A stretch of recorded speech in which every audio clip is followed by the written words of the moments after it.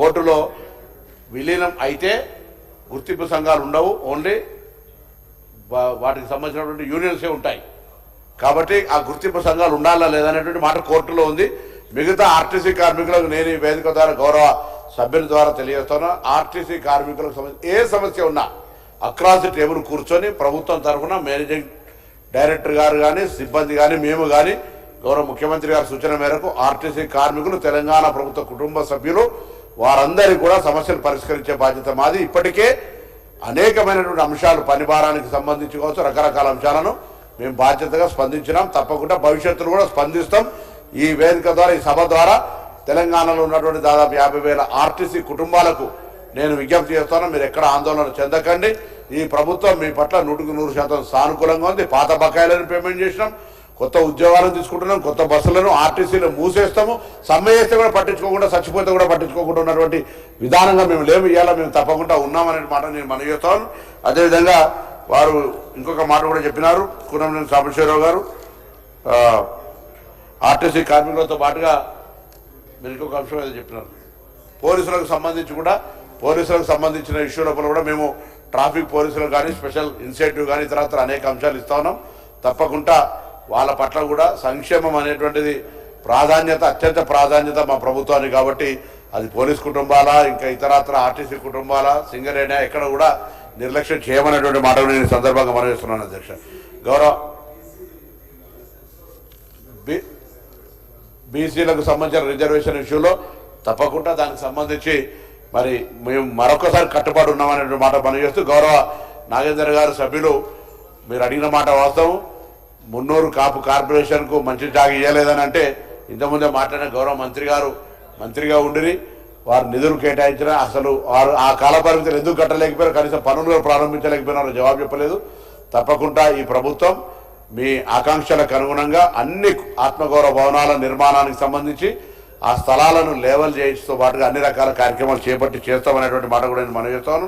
అదేవిధంగా మరి పెద్దలు గౌరవ ప్రతిపక్ష ముఖ్య నాయకులు ఒక ముఖ్యమైనటువంటి బలహీన వర్గాల అంశం గురించి నేను ముందే చెప్పిన, శంకర పరివారం ఉండాలని. వాళ్ళకి అంశం మీద ఆనాడు బీసీ బిల్ పాస్ పెట్టేప్పుడు గిట్టనే వాకౌట్ చేశారు. బీసీల కులన జరిగితే పార్టిసిపేట్ కాలేదు. బీసీలకు ఏం కావాలో అడిగి సభలు అడిగి సాధించుకునే విధానం లేకుండా ఎంతసేపు వాకౌట్ చేయాలి, బీసీలకు సంబంధించినటువంటి ఆలోచనతోటి ముందుకు పోతా ఉన్నారు. ఇది పొరపాటు. బీసీలకు సంబంధించి ప్రభుత్వం చేయాలని ఆలోచన ఉంది. ఇంకా మీరేమైనా ఆకాంక్షిస్తే మీరు చేయలేని, వాళ్ళకి అన్యాయం చేసినాయి ఇప్పుడు జరగాలని మీరు నిజంగా మీరు కోరుకుంటే మా దృష్టికి తెండి. కానీ బీసీల చర్చ జరిగినప్పుడు వాకౌట్ అనుకుంటా బీసీలను అవమానపరిచే విధానం వద్దు అనే మాట కూడా నేను వాళ్ళందరూ కూడా తెలియజేస్తాను. నేను ముందే కోరినాను, అందరం కలిసి ఈ ఎస్సీ ఎస్టీ బీసీ మైనారిటీ వర్గాలు పైకి రావాలంటే అందరం ఒక ఇంక్లూజివ్ ఆలోచనతోటి, పాజిటివ్ ఆలోచనతోటి పోవాలి. నేను అందుకు సిద్ధంగా ఉన్నాం ఈ ప్రభుత్వ పక్షాన్ని చెప్పినప్పటికీ కూడా మరి ఆ అంశాల మీద వారు బైకాట్ ఏదో వాకౌట్ చేయడం మంచిది కాదనే మాట మనం చేస్తాను. దాంతో పాటుగా జాఫర్ హుస్సేన్ గారు అడిగినట్టుగా ఆటోలకు సంబంధించి कोई टैक्स नहीं है भाई साहब, टैक्स कोई माफ करने का जरूरत नहीं है, उनके लिए टैक्स नहीं है, फ्री ऑफ ऑटो चलता है. और वो एलपीजी गैस का तकलीफ है वो सरकार, केंद्र सरकार का है. मैं भी हमारा మంత్రులందరితో కూడా సివిల్ సప్లై మంత్రి ఇతరత్ర ఎప్పటికప్పుడు పర్యవేక్షణ చేస్తున్నారు. ఆటోలు కొంత హైదరాబాద్ ఇబ్బంది ఉన్నది, దాన్ని తొలగించే విధంగా ప్రయత్నం చేస్తున్నాము. అదేవిధంగా మినీ బస్సెస్ అడిగినారు, మినీ బస్సెస్ను కూడా ఆల్రెడీ ఆర్టీసీ ప్రొక్యూర్ చేస్తూ ఉంది. ఎక్కడెక్కడైతే గతంలో సెట్వీను నడుస్తూ ఉండనో ఆ విధంగా మన గౌరవ ముఖ్యమంత్రి గారు రివ్యూ చేసినప్పుడు ఎక్కడెక్కడ చిన్న చిన్న ఏరియాలో పోవో ఆ మినీ బస్సులు నడపడానికి चलाने के लिए हम सरकार ने फैसला किया है. और हमसे चलाते हैं, जैसा सेटवेन चलाते थे वैसा पूरा रूट में, क्योंकि अभी सेटवेन वुमेन को फ्री आने के बाद वो लोग नहीं चला पा रहे, तो आरटीसी की तरफ से छोटे बस चलाने के लिए फैसला किया. ఇక్కడ ఒకటే కానీ కాదు, ఎంఎంటీఎస్ రైళ్ల దగ్గర కూడా చిన్న చిన్న స్టేషన్లు ఉంటే అక్కడ కనెక్టివిటీని పెంచడానికి కూడా చిన్న బస్సులు వాడమని ముఖ్యమంత్రి గారు చెప్పినారు. తప్పకుండా చిన్న బస్సులను ఎక్కడెక్కడైతే పోకుండా లాస్ట్ మైల్ కనెక్టివిటీకి సంబంధించిన ఇష్యూ లోపల చిన్న బస్సులు అవసరం ఉన్న కూడా వినియోగించుకునే చర్యలు చేస్తాం. అదేవిధంగా డ్రగ్స్కు సంబంధించి, మర్డర్స్కు సంబంధించి పోలీసు ఎప్పటికప్పుడు యాక్షన్ హైదరాబాద్ మనం అప్రిషియేట్ చేయాలి. ఇది ఇంటర్నేషనల్ హెడ్ క్వార్టర్ లాగా, అంటే ఒక అందరికి సంబంధించినటువంటి హైదరాబాద్లో ఉండే విధంగా జరుగుతోంది. ఈగల్ టీమును ప్రత్యేకించి ఏర్పాటు చేయడం జరిగింది డ్రగ్స్కు వ్యతిరేకంగా. నేను మరొకసారి కూడా చెప్తున్నా, आपका सदर साहब की बोलिए पार्लियामेंट में, ये ड्रग्स अपने पास मैन्युफैक्चर नहीं होता, बाहर से आ रहे, बाहर से आने के लिए बाहर से कंट्रोल कंट्रोल कर रहे हैं, हम पक्का कंट्रोल कर रहे हैं। अपने लोगों को बहुत अवार्ड मिले और सरकार भी बहुत इसके ऊपर फिर उसके लिए और अपन सब मिलकर सोशली, नो पार्टी नहीं है उसके लिए ऑफिशियल का कोई डिजिग्नेशन नहीं चाहिए। ड्रग्स के खिलाफ हर फादर मदर और हर इंडिविजुअल भी इसके खिलाफ लड़ना चाहिए। और मर्डर्स కి సంబంధించి అక్కడ కూడా వ్యక్తిగతమైన ఆరోపణలతో అక్కడ చిన్న చిన్న అంశాల మీద జరుగుతుండొచ్చు, వాటిని పట్ల కూడా కఠినంగా తీసుకొని శాంతి భద్రతలకు విఘాతం కలిగే మర్డర్స్ కాకుండా వాళ్ళ అక్కడ స్థానికంగా కుటుంబపరమైన అంశాలు ఉద్రేకంగా జరిగినటువంటి సంఘటన లోపల కూడా పోలీసులు కఠినంగా యాక్షన్ తీసుకుంటుంది అధ్యక్ష. అందుకే తప్పకుండా ఇక్కడ కూడా మరి నిన్నట్టుగా చిన్న చిన్న సందులలో ఉన్నప్పుడు ఒక 100 చిన్న స్మాల్ బస్సులను తీసుకునే ప్రయత్నం కొనసాగుతాను. ఆర్టీసీ పరంగా కూడా మళ్ళీ తిరిగి పునరుజ్జీవం కావడానికి కూడా ముందుకు పోయేటువంటి విధంగా చర్యలు తీసుకుంటాను మాట మనవి చేస్తూ, ఎక్కడైనా ఇంకా కూడా ఏదైనా ఇబ్బంది వచ్చినప్పుడు ఆర్టీసీ పరంగా కూడా మంత్రిగా నేను అన్ని వేళ స్పందించడానికి సిద్ధంగా ఉన్నా.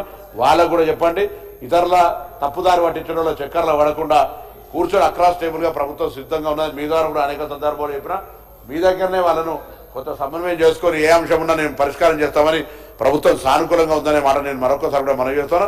అదేవిధంగా వ్యక్తిగత ఆరోపణలకు ఇక్కడ తావులేదు అధ్యక్ష.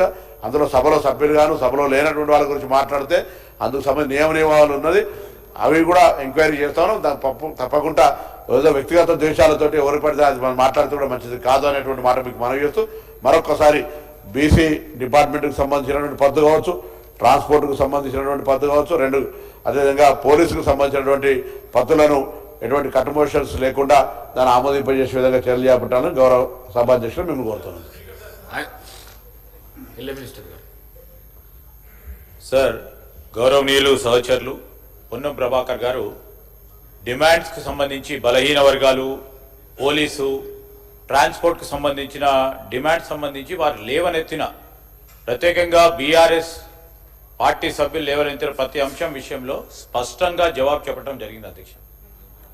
ఈరోజు వారు 10 సంవత్సరాల కాలం పాటు బలహీన వర్గాల పూర్తి స్థాయిలో అన్యాయం చేస్తూ బలహీన వర్గాలకు సంబంధించిన జనాభా ప్రతిపత్తి మీద రాబోయే కాలంలో తెలంగాణకు సంబంధించిన ఈ బలహీన వర్గాలకు సంబంధించిన సంక్షేమం గురించి ఆలోచన చేయకుండా వారు 10 సంవత్సరాల కాలం పాటు ప్రభుత్వంలో ఉండి ఏం చేయలేని పరిస్థితుల్లో ఈరోజు ముఖ్యమంత్రి రేవంత్ రెడ్డి గారు కానీ మా BC welfare minister Ponnam Prabhakar గారు కానీ ఒకటి ఎప్పుడు లేని విధంగా ఈరోజు చట్టానికి సవరణ చేయాలని మా రాహుల్ గాంధీ గారి ఆలోచనని అమలు చేసే ప్రయత్నంలో ఒక అడుగుకు ముందుకేస్తే 10 అడుగులకు వారు వెనుక గుంజే ప్రయత్నం చేసిన అధ్యక్ష ప్రత్యేకంగా కనబడ్డది. ప్రభాకర్ గారు కూడా చెప్పారు, బలహీన వర్గాలకు అన్యాయం చేసిందే టీఆర్ఎస్ పార్టీ, అన్ని సందర్భాల్లో అన్యాయం చేసింది.